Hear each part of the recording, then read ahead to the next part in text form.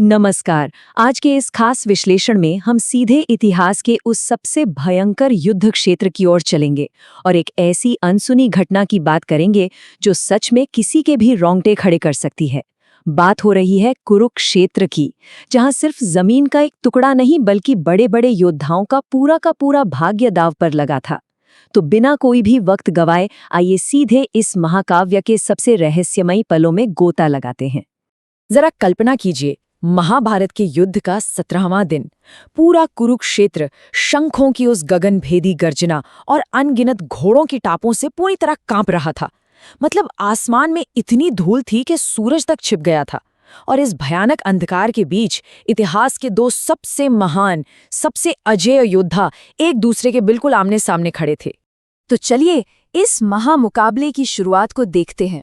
ये वो महासंग्राम था जिस पर असल में पूरे युद्ध का और कई राज्यों का भविष्य टिका हुआ था।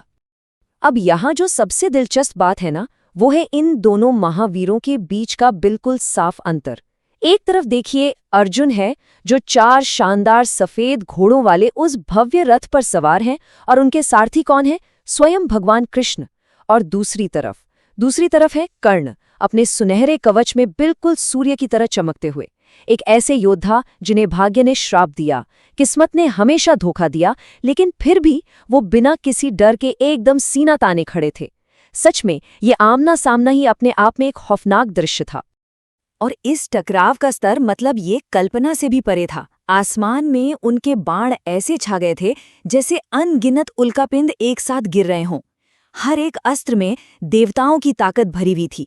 चारों तरफ बस आग के भयानक विस्फोट, तेज आंधियां और चिंगारियों की बारिश।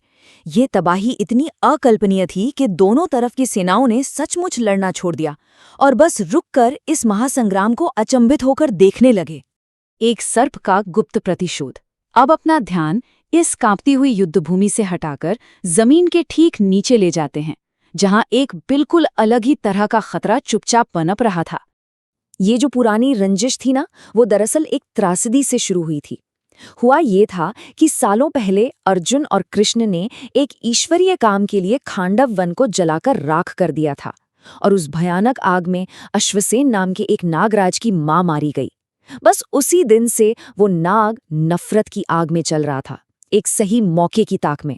और आज जब अर्जुन और कर्ण आमने सामने थे, अश्वसेन को वो मौका मिल गया। वो जमीन से बिल्कुल चुपचाप उठा और अपनी जादुई शक्तियों से एक घातक बाण का रूप लेकर बिना किसी की नजर में आए सीधे कर्ण के तरकश में घुस गया। और फिर कर्ण के तरकश में रखे उस एक बाण के चारों ओर अचानक एक बहुत ही अजीब और असाधारण ऊर्जा पैदा होने लगी। वो बाण नागों जैसी आग से चमक रहा था और उसका सिरा जहरीली ताकत से फुफकार रहा था। कर्ण ने तुरंत इस अछूत शक्ति को महसूस कर लिया, लेकिन उन्हें इसके पीछे का असली सच नहीं पता था। उन्हें लगा कि शायद खुद नियति ने उनके अस्त्र को कोई दिव्य वरदान दे दिया है। लेकिन तभी उस बाण से एक बहुत ही धीमी, रहस्यमयी सी आवाज आई। हे महान कर्ण, मुझे अर्जुन की ओर छोड़ दो, मैं निश्चित रूप से उसका विनाश कर दूंगा। ये अश्वसेन का वो गुप्त वादा था जो उसने सूर्य के समान तेजस्वी कर्ण से किया था। कर्ण ने बिना कुछ सोचे अपने उस शक्तिशाली विजया धनुष की प्रत्यंचा को पूरी ताकत से पीछे खींचा।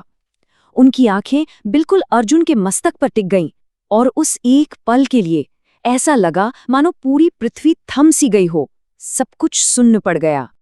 आइए आगे बढ़ते हैं और देखते हैं कि ये विनाशकारी बाण कैसे आसमान को चीरता हुआ निकलता है।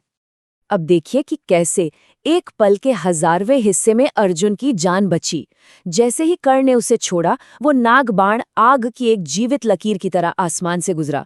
उसे देखकर तो देवता भी डर गए थे। लेकिन कृष्ण, उन्होंने तुरंत उस भयानक खतरे को भांप लिया और पता है उन्होंने क्या किया? उन्होंने अपने ईश्वरीय बल से रथ को सीधे जमीन के भीतर थोड़ा सा दबा दिया।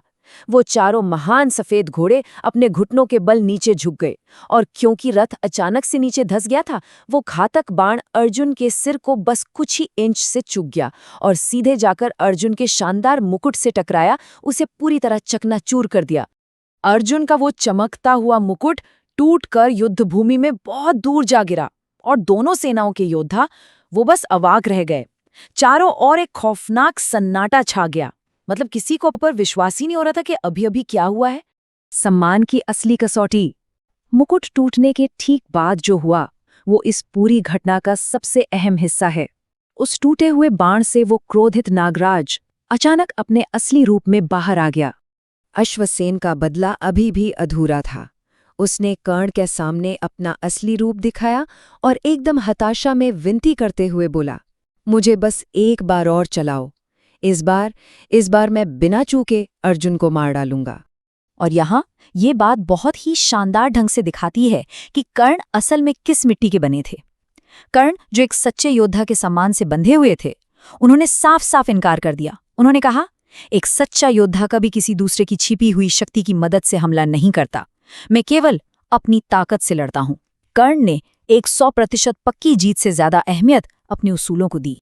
कर्ण के इस तरह साफ मना करने पर अश्वसेन गुस्से से एकदम आग बबूला हो गया और उसने खुद ही अर्जुन पर सीधा हमला कर दिया। लेकिन कृष्ण ने पलक झपकते ही अर्जुन को इस नए खतरे के लिए सावधान कर दिया।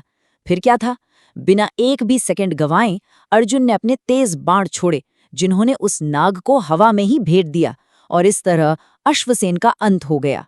इसके बाद वो स्वर्ग और पृथ्वी को हिला देने वाला महासंग्राम फिर से अपने रास्ते पर चल पड़ा।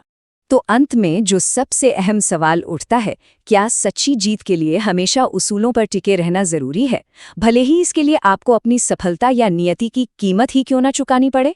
जरा सोचिए, कर्ण ने अपनी सबसे बड़ी जीत का मौका ठुकरा दिया सिर्फ इसलिए क्योंकि तरीका सही नहीं था। ये पूरी घटना हमें ये सोचने पर मजबूर करती है कि इतिहास में अमर होने के लिए क्या ज्यादा जरूरी है, किसी भी तरह युद्ध जीतना या हर हाल में अपना चरित्र बचाए रखना। ये एक ऐसा सवाल है जिस पर हम सबको गहराई से विचार करना चाहिए। आज के इस विश्लेषण में हमारे साथ जुड़ने के लिए आपका बहुत बहुत धन्यवाद।